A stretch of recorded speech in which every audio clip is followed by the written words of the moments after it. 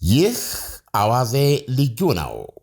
ጊዜው 1947 አንድ የካቲት ቀን ከጠዋቱ 3 ሰዓት ነበረ። በኢትዮጵያ 1940 ዓ.ም ማለት ነው። በዋሽንግተን የእንግሊዝ አምባሳደር የነበሩት ሎርድ ኢንቨር ቻፔል የአሜሪካ ውጭ ጉዳይ ሚኒስቴር መስሪያ ቤት ውስጥ ሰተት ብለው ገብተው ለወቅቱ የአሜሪካ ውጭ ጉዳይ ሚኒስትር ጆርጅ ማርሻል የጉዳዩን አስፈላጊነት ለማጉላት ሰማያዊ ወረቀት ላይ የተጻፉ 2 ዲፕሎማሲያዊ መልእክቶችን አስረከቡ።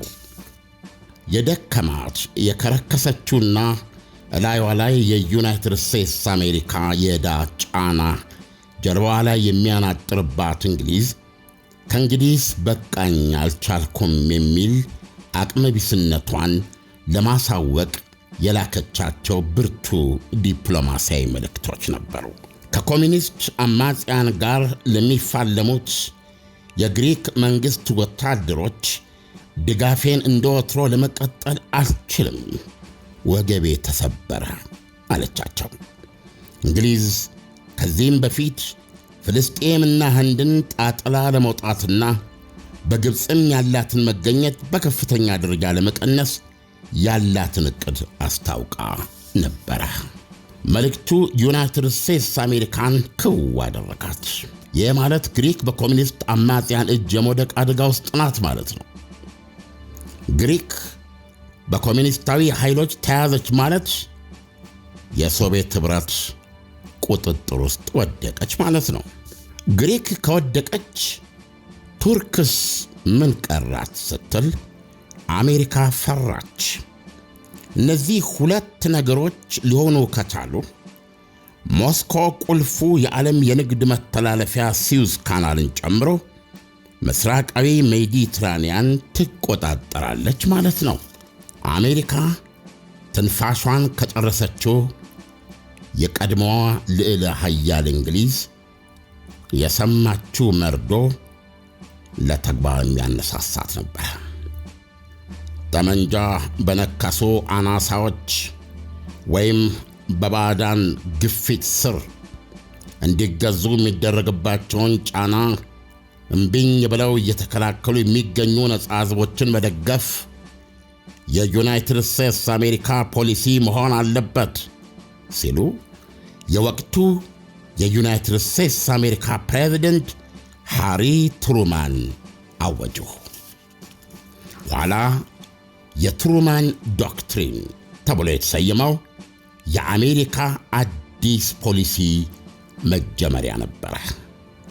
የዚህ ዶክትሪን ዋና ፍሬ ነገር ወይም ጭብጥ በውጭ ሀገር የሚገኙ ዲሞክራሲያዊ ሀገራትን መደገፍ ለአሜሪካ ብሔራዊ ጥቅም ቁልፍ ነው የሚል ሆነ። ይህም ፖሊሲ 2 አበይት እርምጃዎችን ወለደ።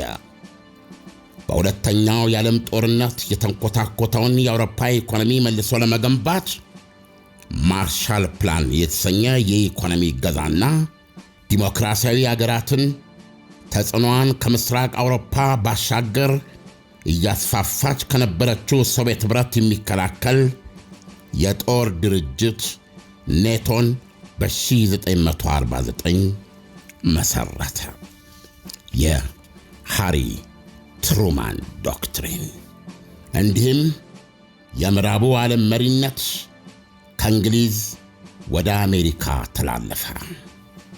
በ2 የትየሌሌ ውቅያኖሶች መጋረጃነት ከጠላት ተጠብቃ በልምዷ ነጠላና ራስ ተኮር የነበረችው አሜሪካ በዚህ መልክ ከሁለተኛው የዓለም ጦርነት በኋላ የነፃው ዓለም መሪ ሆና ወደ ዓለም ወጣች።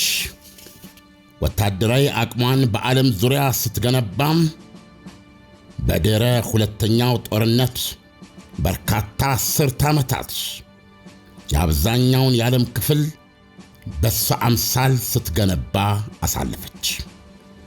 የጦርነት ማግስት የዓለማችን ትውልድ ከመቼውም ጊዜ ይበልጥ ነገረ ሥራው እንደ አሜሪካ ሆነ። የምዕራቡ ዓለም ባህላዊ ኢኮኖሚያዊና ወታደራዊ በላይነት ተንሰራፋ። ተከታታይ የአሜሪካ ፕሬዝደንቶች ከዶክትሪኑ ባለቤት ከሃሪ ትሩማን እስከ መጀመሪያው ጥቁር አሜሪካዊ ፕሬዝዳንት ባራክ ሁሴን ኦባማ ድረስ ይህንን የትሩማንን ዶክትሪን ከመስመር ዝንፍ ሳይሉና ይበልጥ እያስፋፉና እያጠናከሩ ቀጠሉ። የሪል ስቴት አልሚው የፋሽን ሾው አዘጋጅና የቴሌቪዥን ሾው ኮከቡ ቢሊዮነሩ ዶናልድ ትራምፕ 45ኛው የአሜሪካ ፕሬዝዳንት በመሆን ስልጣን እስከጨበጡበት ጃንዋሪ 20 2017 በፈረንጅ አቆጣጠር ድረስ። በዚህ ዕለት ጃንዋሪ 20 2017 የዲሞክራቷን ፕሬዝዳንታዊ እጩ ሂላሪ ክሊንተንን የረዥም ዓመታት ህልም ለአንዴና ለመጨረሻ ጊዜ ትቢያ ለብሰው የሥልጣን መንበሩን የተቆጣጠሩት ትራምፕ ከ30 ዓመታት በፊት በፈረንጅ 1987 በሦስት የአሜሪካ ዋነኛ ጋዜጦች ላይ ባወጧቸው የሙሉ ገጽ ማስታወቂያዎች የገለጹትን አቋምና እምነታቸውን መተርጎም ጀመሩ። ትራምፕ በዛ መልእክታቸው በዋነኛነትና በመሠረታዊነት የተቹትና ያወገዙት አሜሪካ የዓለም መሪዎች መሳለቂያ አደረጋት ያሉት አውሮፓን ከኢኮኖሚያዊ ማጥና ከወታደራዊ ስጋት የታደጓትን ማርሻል ፕላንና ኔቶን የፈጠረውን የፕሬዝደንት ሃሪ ትሩማንን ዶክትሪን ነበረ። ለ10 ዓመታት አሉ ትራምፕ በያኔ መልእክታቸው የ44 ዓመት ሰው ነበር ያኔ። ለ10 ዓመታት ጃፓንና ሌሎች ሀገራት ዩናይትድ ስቴትስ አሜሪካንን መጠቀሚያ አድርገዋታል።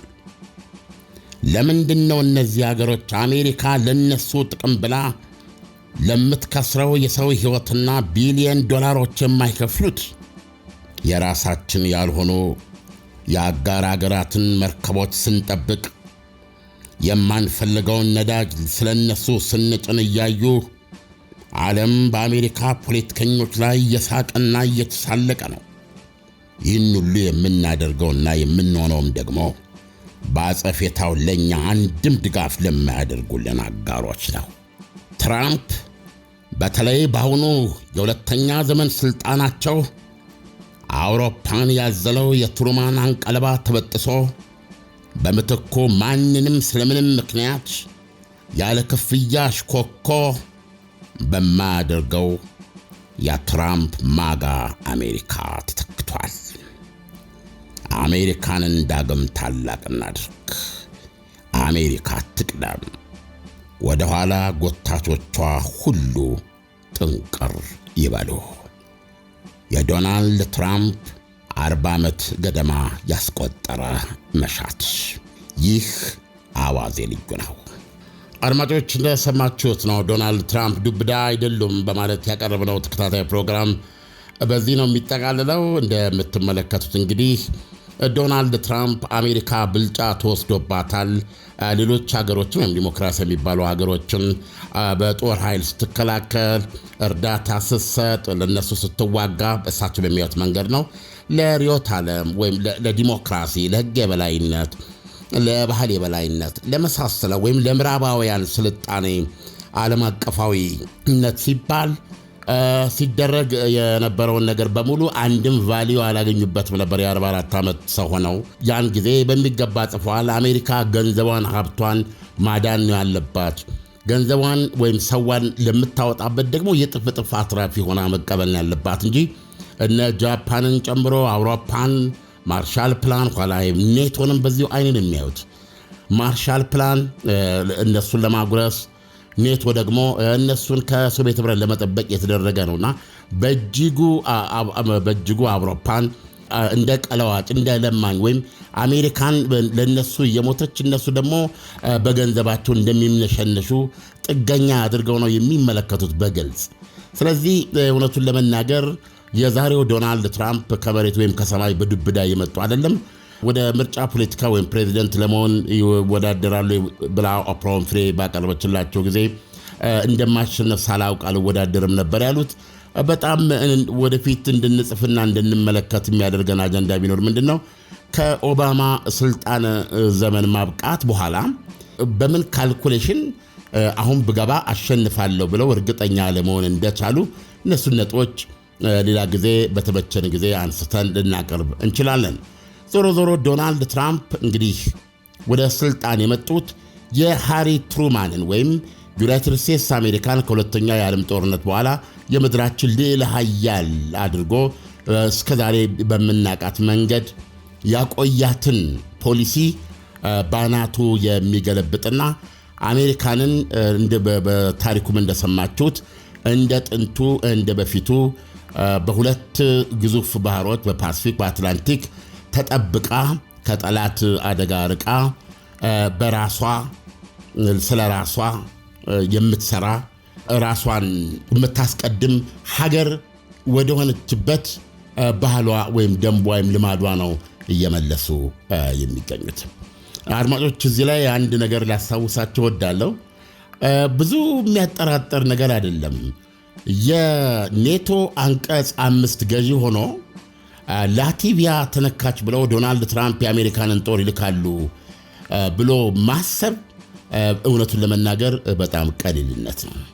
ስለዚህ ኔቶ እንደ አሜሪካ መር ተቋም ወታደራዊ ድርጅትነት ህልውናው ከሞላ ጎደል አብቅቶለታል ማለት ይቻላል። ይህንን ማመን የማይፈልግ ካለ አሁንም ዶናልድ ትራምፕ ያሉትን በመጥቀስ ማረጋገጥ ይቻላል።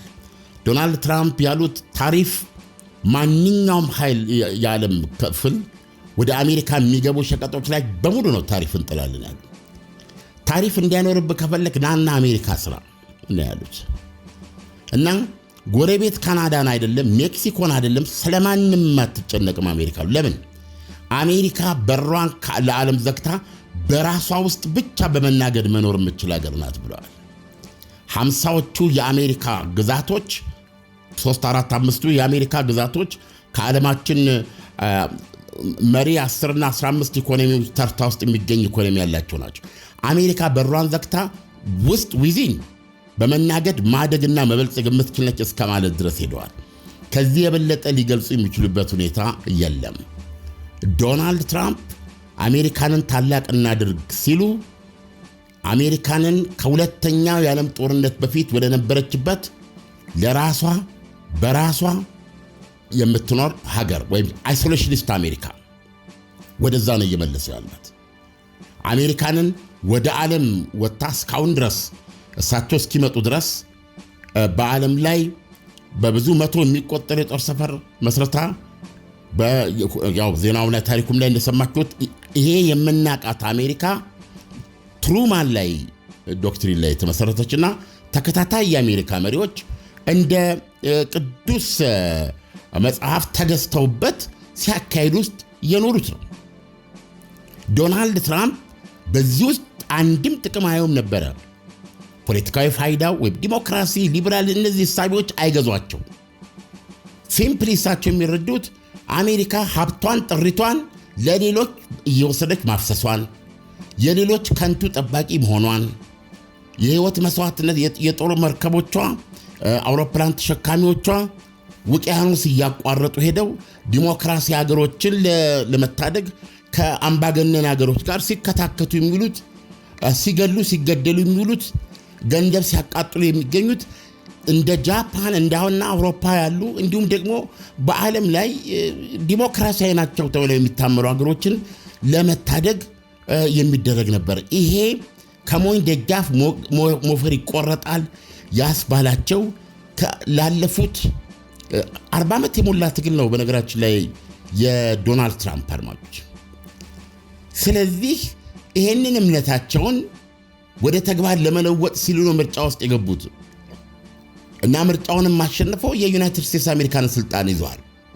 ከዚህ በኋላ የዶናልድ ትራምፕ አሜሪካ አቅጣጫ ምን ሊሆን እንደሚችል ማንም ሰው በረጋና በሰከረ መንገድ ሊገነዘብ ይገባል። አሜሪካ እንደ ሰይፍ ወደ ራሷ ሰገባ እየተከተተች ነው። የአዋዜ ልዩ ነው። ላይክ፣ ሼር፣ ሳብስክራይብ አድርጉ። 100,000 አልፈናል። በሳብስክራይብ እንዳችሁ እናመሰግናለን። በሱፐር ታንክስ ማበረታታት ትችላላችሁ። ይህ አዋዜ ልዩ ነው።